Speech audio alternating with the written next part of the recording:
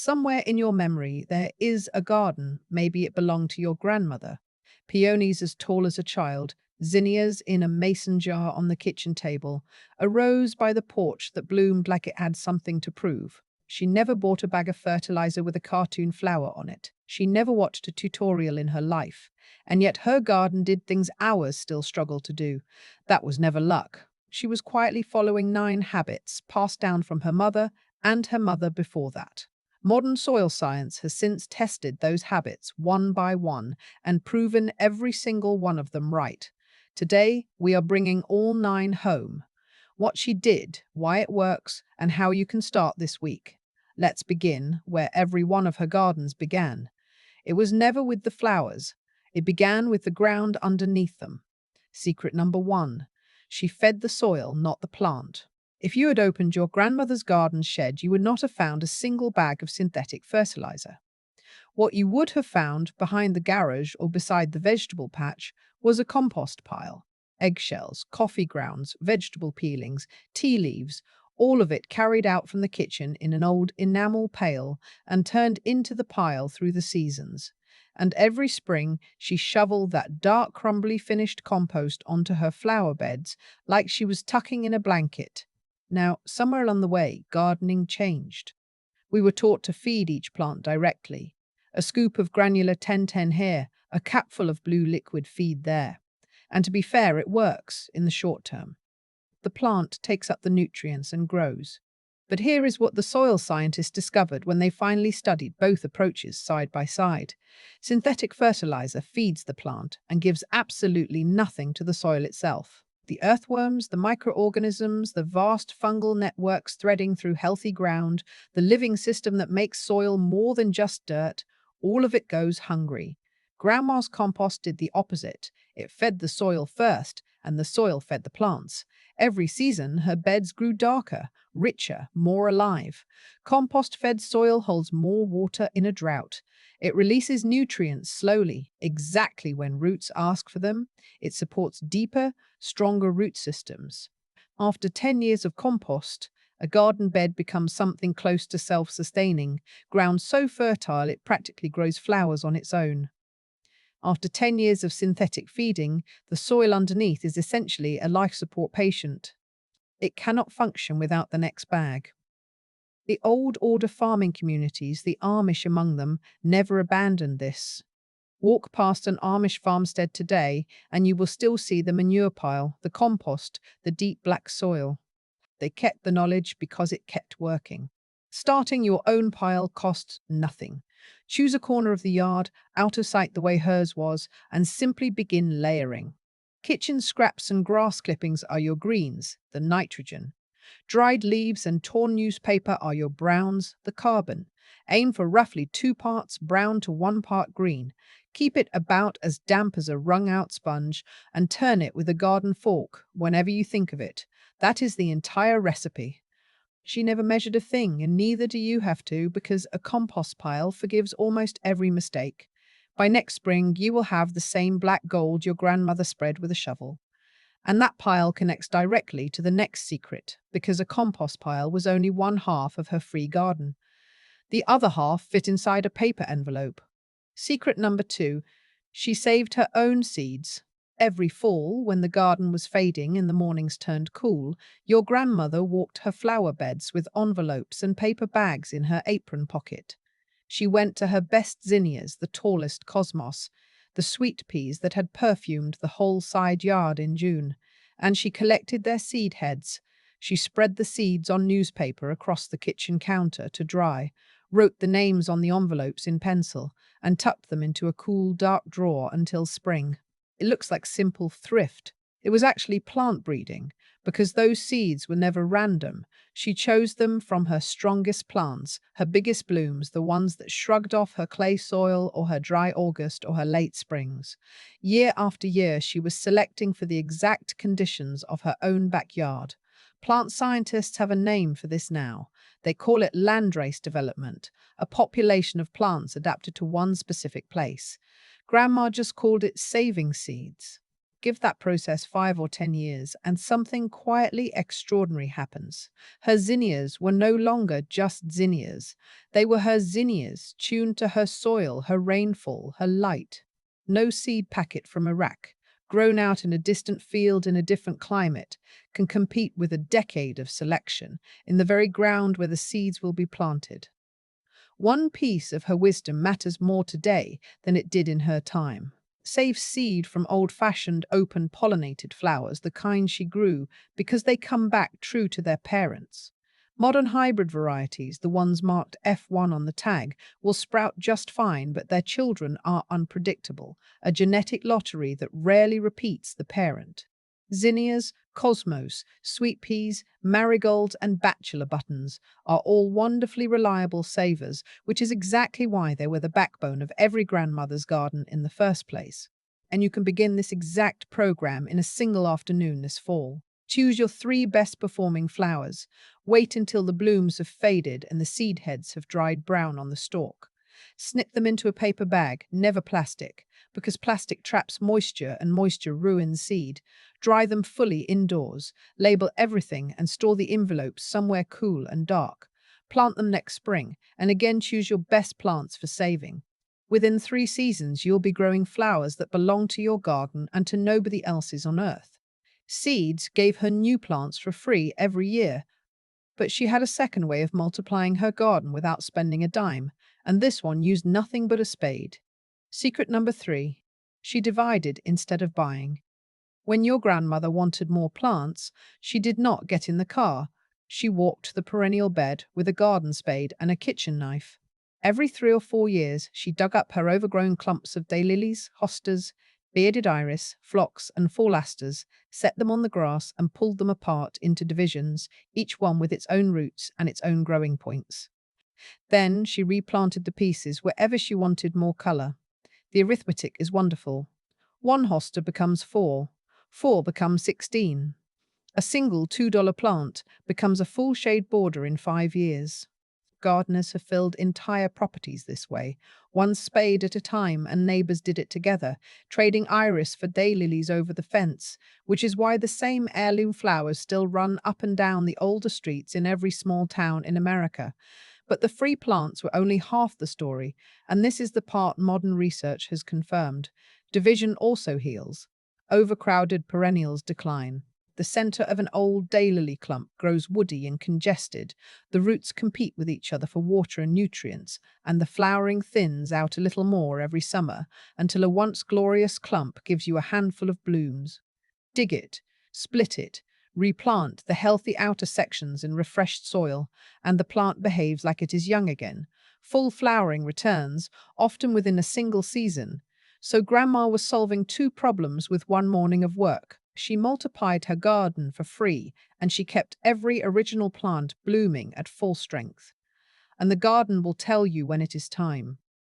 Look at an aging clump of daylilies or ornamental grass, and you will often see a dead, hollow ring in the middle, with all the fresh growth pushed to the outside edge. Gardeners call it the donut, and it is the plant itself asking for the spade. The rhythm is easy to remember. Spring bloomers get divided in early fall. Fall bloomers get divided in spring. Water the divisions in well, and be a little generous, because a division shared over the fence was how her whole neighborhood ended up beautiful. Now, plants and seeds she could make for free, but there was one thing she could not control, and how she handled it might be the most valuable secret on this entire list. Secret number 4. She planted by the frost calendar, not the store display. Ask yourself, when the garden centers put out their tomato plants and their trays of petunias, it is almost always weeks before it is truly safe to plant them. Transplants appear in March while the nights still freeze. Tender annuals line the sidewalk in April, right before the last hard frost of the season sweeps through and turns them black. And the stores know exactly what they are doing. Plants go on the shelf the moment they look irresistible in a pot, because that is when they sell. Their calendar is a sales calendar. Your grandmother ran on an entirely different calendar. She knew her last frost date, the average date of the final freeze for her exact town, and she knew it by heart the way she knew her children's birthdays. May 10th. May 15th. Whatever it was for her valley or her county, it was fixed in her mind like scripture, and her rule was simple and absolutely firm. Nothing tender went into the ground until 2 weeks after that date. Not the zinnias, not the dahlias, not the tomatoes. No matter how beautiful the flats at the feed store looked in early April, she waited. The science here is the plainest on the list. A tender annual has no defense against frost. Ice crystals form inside the leaf cells and rupture them, and the plant collapses overnight. All the fertilizer in the world cannot fix a plant that froze. Meanwhile, waiting costs almost nothing because plants set out in genuinely warm soil establish faster and usually catch up to, and then pass, the early planted ones within a month. So the modern cycle goes like this. Buy early, plant early, lose plants to a late frost, drive back and buy replacements. Grandma's cycle was shorter. Buy once, plant at the right time, replace nothing. And if the flats at the garden centre in late April are simply too tempting to pass by, do what she would have done. Buy them and then hold them. Keep the pots on the porch or in the garage, carry them out into the sun by day, bring them in on cold nights, and let them wait in safety until the calendar says go. The plants are actually better for it because that daily trip outdoors hardens them off, toughening soft greenhouse growth for real life in the garden. Look up the last frost date for your zip code tonight, write it on the calendar in the kitchen, and add 2 weeks. That one pencil mark will save you more money and more heartbreak than any product in the store. And speaking of things she refused to pay for, the next secret is about everything she kept out of the trash. Secret number 5, she composted everything. The kitchen scraps were only the beginning. Watch a full year of your grandmother's garden and you would see a system with no exits. The fall leaves raked off the lawn never went to the curb. They went onto the compost pile or straight onto the flower beds as a thick, natural mulch. Grass clippings got layered in between the leaves, greens and browns, exactly the recipe compost scientists recommend today. Spent flower stalks cut down in autumn went on the pile. Weeds pulled before they set seed went on the pile. Nothing organic ever left the property. Every leaf, every stem, every peeling cycled back into the ground it came from. Now picture the system most of us drifted into. We rake the leaves, stuff them into paper bags and set them on the curb. We pay the lawn service to haul the clippings away. And then in spring, we drive to the garden centre and buy bags of compost and shredded mulch, which are made quite literally from other people's leaves and other people's clippings. We are exporting our soil fertility in November and buying it back in April. Grandma's version was free, circular, and self-improving. Those autumn leaves are the exact material a forest floor uses to build the richest soil on the planet. Leaves break down into leaf mold, one of the finest soil conditioners that exists, full of the carbon that feeds soil fungi and gives beds that soft, dark, crumbly texture that old gardens are famous for. The clippings bring nitrogen. Together they rot down into precisely the material we now pay $12 a bag for. This is the same closed loop you will find on any traditional homestead, Amish farms included. Fertility stays home. If you do only one thing this autumn, do this. Do not bag a single leaf. Rake them onto your beds or pile them in a corner with the clippings and let winter do the work. By June, you will understand why she never once paid for mulch. By the way, if these old methods are speaking to you the way they spoke to me, take 1 second and hit subscribe, because this channel brings back a piece of traditional garden wisdom like this every week. Now, back to the garden shed, because there were 2 dusty containers on her shelf that deserve a place in yours. Secret number 6, she used bone meal and wood ash, not liquid miracle products. If the compost pile was your grandmother's main course, these 2 amendments were her seasoning, and both of them have nearly vanished from modern gardens. The first was bone meal, finely ground animal bone, kept in a tin or a paper sack in the shed. Every time she planted a tulip bulb, set out a transplant, or replanted a perennial division, a small handful of bone meal went into the bottom of the hull and got worked into the soil. Bone meal is slow-release phosphorus and calcium, and phosphorus is the nutrient that drives 2 things every flower gardener wants most: root development and bloom production. Because it releases gradually, right in the root zone where she placed it. Her bulbs rooted deeply before winter, her transplants established quickly, and her perennials came back heavier with flowers each year. Modern quick-release products flush past the root in a rain or two. Her handful of ground bone stayed put and fed the plant for months. The second container held wood ash, saved from the fireplace and the burn pile, and this one is a small masterpiece of using what you have. Wood ash carries potassium, which strengthens stems and improves flowering, along with calcium, and it gently nudges soil toward alkaline. So she never spread it everywhere. She sprinkled it thoughtfully around the roses, the lilacs, the clematis, and the peonies, the very plants that prefer soil, a touch sweeter than average. Lilacs in particular adore it, which is one reason those 100-year-old farmhouse lilacs growing beside a chimney, where ash was tossed for decades, still bloom like clouds every May. Two cautions she would give you herself. Use only ash from clean, untreated wood, never from painted lumber or charcoal briquettes. And keep it away from acid lovers like azaleas, rhododendrons, and hydrangeas you want to stay blue. Bone meal is still sitting quietly on garden center shelves today in plain bags without a marketing budget, usually a shelf below the bright bottles. She would tell you it is the best few dollars in the store. And once her plants were fed, she did something with water that sounds almost like neglect until you learn what it does to roots. Secret number 7. She watered deep and rarely. Here is a picture of a summer evening we all recognize.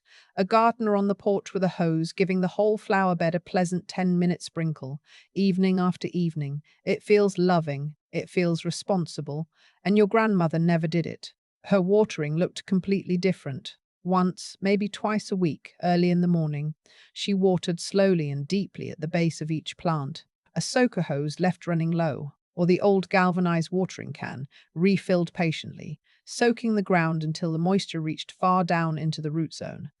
And then, and this is the part that takes discipline, she left the garden alone. The difference is everything, and root science explains it beautifully. Roots grow toward water.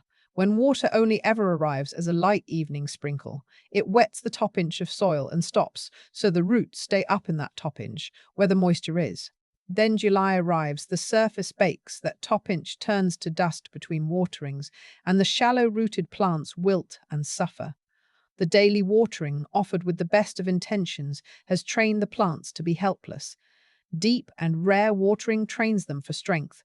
When moisture soaks down 8, 10, 12 inches, the roots follow it down. A plant with a deep root system rides out a heat wave by drinking from reserves far below the surface, moisture that a hot afternoon can never touch. This is how her flock stood tall through August, while other gardens drooped. Her morning timing mattered too. Water applied at sunrise soaks in before the heat steals it, and the foliage dries quickly, which keeps mildew and fungal disease off the leaves. Evening watering leaves the garden wet all night, and wet nights are exactly what disease spores wait for. And how did she know when the garden truly needed water without a moisture meter or an app? She used the tool she was born with. She pushed a finger 2 knuckles deep into the soil beside a plant. Dry down there means water today. Still cool and damp means walk away, no matter how thirsty the surface looks, because the surface always lies. So water, like she did, deeply, slowly, at the base, in the morning, once or twice a week, and then trust the garden. She was raising plants that could stand on their own, and she had a lovely reason to walk that garden every morning anyway, because of what was waiting 15 feet from the back door. Secret number 8. She grew flowers for the house, not just the yard. Tucked beside the vegetable rows in nearly every garden of her generation was a small, unglamorous, absolutely wonderful thing. A cutting garden, not a display border, not landscaping, but a working bed of flowers grown for one purpose, to be cut, carried inside and set in water. Zinnias, cosmos, snapdragons, sweet peas and dahlias, the classic cutting flowers, planted in plain rows like a crop. Every morning through the summer, she went out with kitchen scissors and cut a handful of stems, plunged them straight into a mason jar of cool water, and set them on the kitchen table. Fresh flowers in the house from June until the October frosts. Not from a florist, not wrapped in cellophane from a grocery cooler. From 15 feet outside her own back door. The cutting garden quietly disappeared from American yards after about 1970, replaced by the supermarket bouquet. And consider what that trade actually looks like. $10 or $12 a week for flowers flown thousands of miles from another continent, bred for shipping rather than scent, with hardly any fragrance and about 4 good days in the vase. Her flowers cost the price of a few seed packets each spring. They filled the kitchen with real perfume. Sweet peas alone will scent a whole room. And they lasted a week or more because they were cut hours, not weeks, before they hit the water. And here is the beautiful piece of plant science hiding inside this habit. Cutting these flowers multiplies them. Zinnias, cosmos, snapdragons, and dahlias are what gardeners call cut and come again flowers. A flower left on the plant sets seed, and once a plant has set seed, it believes its work is done and slows down. Cut the bloom and the plant tries again, sending up 2 stems where one was taken. The more she cut, the more the garden gave her. The morning bouquet was not a harvest. It was pruning that happened to be gorgeous. She had her small rituals for the vase too, and every one of them holds up. Cut in the cool of early morning when the stems are full of water. Carry the jar out with you and plunge each stem in immediately, because a stem that sits dry for even a few minutes seals itself and drinks poorly afterward. Strip off any leaves that would sit below the water line, since underwater leaves rot and sour the water. To those 3 things, and a jar of zinnias will still be standing proud a week later. 1 packet of zinnia seeds in a spare corner of a bed is all this takes. By July, you will wonder why anyone stopped. And when October finally closed the cutting season, she did one last thing, or rather, she deliberately did not do it. The final secret is about what she left alone. Secret number 9. She let the garden rest in winter. Picture 2 gardens in late November, side by side. The first has been scrubbed for winter. Every perennial cut flat to the ground, every leaf raked and bagged, nothing left but bare soil and tidy mulch, neat as a swept kitchen floor. The second looks, honestly, a little unkempt.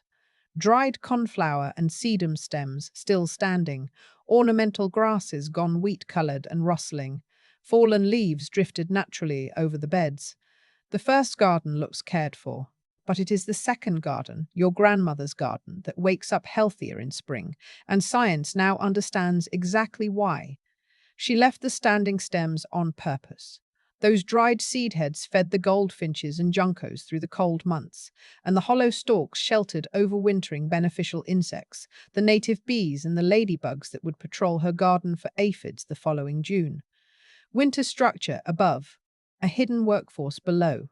She left the fallen leaves on purpose too. That loose leaf layer over the beds is nature's own mulch, and it does a job nothing in a plastic bag does better. It insulates the crowns and roots against the true winter killer, which is not the cold itself but the freeze and thaw cycling. Bare, exposed soil freezes, thaws in a mild spell, and freezes again, and that repeated heaving physically pushes perennial crowns up out of the ground and tears their roots. Under a blanket of leaves, the soil temperature stays steady, the crowns stay anchored, and the plants sleep straight through. Come spring, the same leaves rot down and feed the bed, which brings us right back around to secret number 1. The stripped, spotless garden loses all of it. The habitat, the bird food, the insulation, the free spring fertility, all bagged up and hauled to the curb in the name of tidiness. Her messy winter garden was protection, dressed in plain clothes. So this fall, when the season ends, put the pruners down early. Cut back only what is diseased. Leave the rest standing. Let the leaves lie on the beds and give the garden its winter rest. Then, in spring, be patient one last time. Wait to clear the old stems until the days are reliably warm when the daffodils are up and you are comfortable outside in shirt sleeves, because the beneficial insects sleeping inside those hollow stalks need the warmth to wake and emerge. Clean up too early and you throw out your next summer's pest patrol along with the debris. It is the easiest secret of the 9. It asks you to do less, twice. And that, in a way, is the thread running through all of them. 9 secrets, and every single one of them free. She fed the soil and let the soil feed the flowers. She saved her best seeds and bred a garden that fit her yard like an old coat. She split her perennials instead of buying new ones. She planted by the frost calendar, kept every leaf and clipping at home, reached for bone meal and wood ash, watered deep and seldom, kept a mason jar of zinnias on the table all summer, and let the whole garden sleep under the leaves in winter. She never read a study. She learned it from her mother, who learned it from hers, and the knowledge was tested for generations in the same soil, under the same sky, until only the things that worked survived. Somewhere between her generation and ours, much of that inheritance got traded away for products, and the honest truth is that very few of the replacements work as well as what they replaced. But an inheritance is not lost as long as someone picks it up again. Choose one of these 9, just one, and start it this week. Rake the leaves onto the beds, or order the zinnia seeds, or find your frost date and write it on the kitchen calendar. By next spring, your garden will begin to remind you of hers. So tell me in the comments, which secret are you bringing back first? And if your grandmother had a garden habit of her own that deserved a place on this list, share it below, because that knowledge was carried this far for a reason and it deserves to live on.